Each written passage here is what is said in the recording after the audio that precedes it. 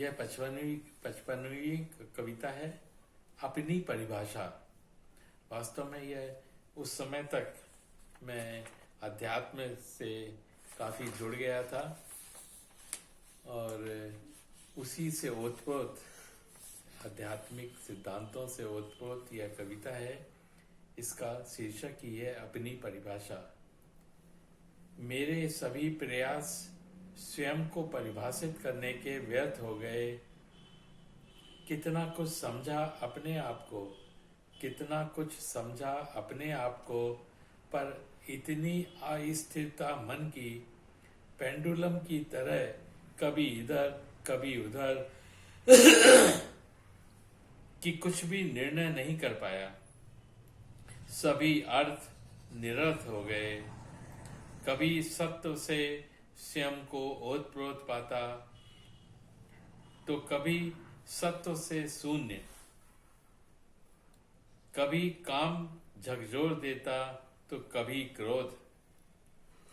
कभी आशा, कभी उत्साह, कभी उमंग, कभी निराशा।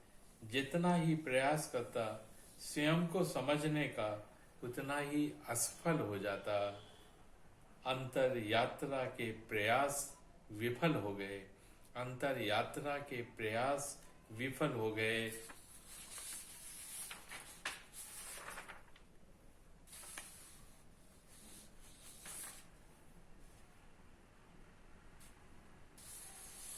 सब कुछ स्पष्ट समझ में आना, सब कुछ स्पष्ट समझ में आना, फिर भी जब करने का समय आता सब कुछ भूल जाता।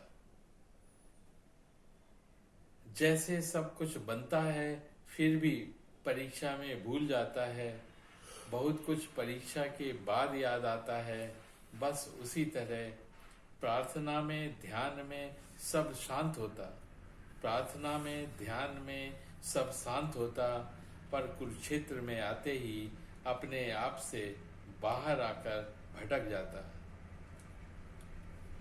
अपने से बाहर फिर अपने में, जैसे विहंगों का संध्या में डेरों पर लौट आना।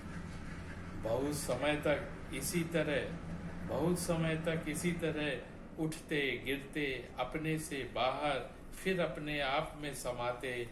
कितनी उम्र गुजरी, समय को पकड़ने के सभी प्रयास व्यर्थ हो गए। सब अर्थ निरर्थ हो गए। कभी ऊपर कभी नीचे, उतरते चढ़ते, ठोकर खाकर गिरते फिर उठते। धीरे धीरे एक दिन समझ में आया कि तुम तो मात्र एक घटक हो। तुम तो मात्र एक घटक हो पूरी योजना के, पूरी सृष्टि के। एक छोटी सी बूंद सागर के, एक छोटी सी बूंद सागर के। जब तक अपने अहम को बरकरार रखोगे, इसी तरह गिरोगे, उठोगे और फिर गिरोगे। बस एक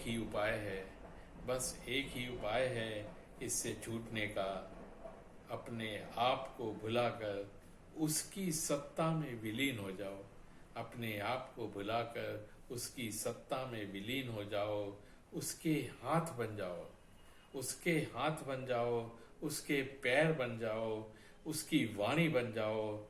बस जीवन संवर जाएगा, बस जीवन संवर जाएगा।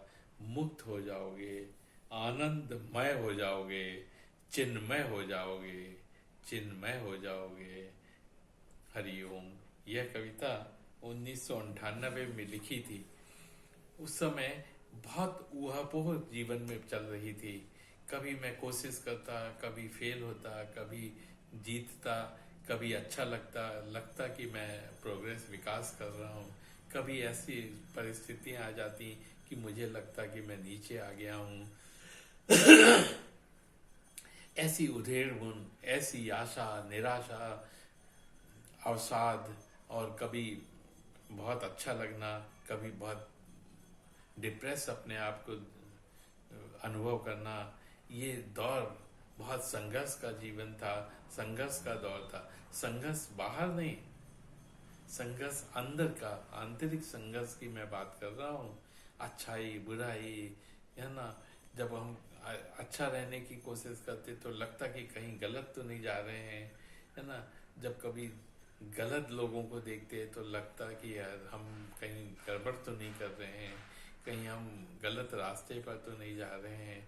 ऐसी उधेड़ बुनों के बीच में यह कविता मैंने लिखी थी। हरिओम।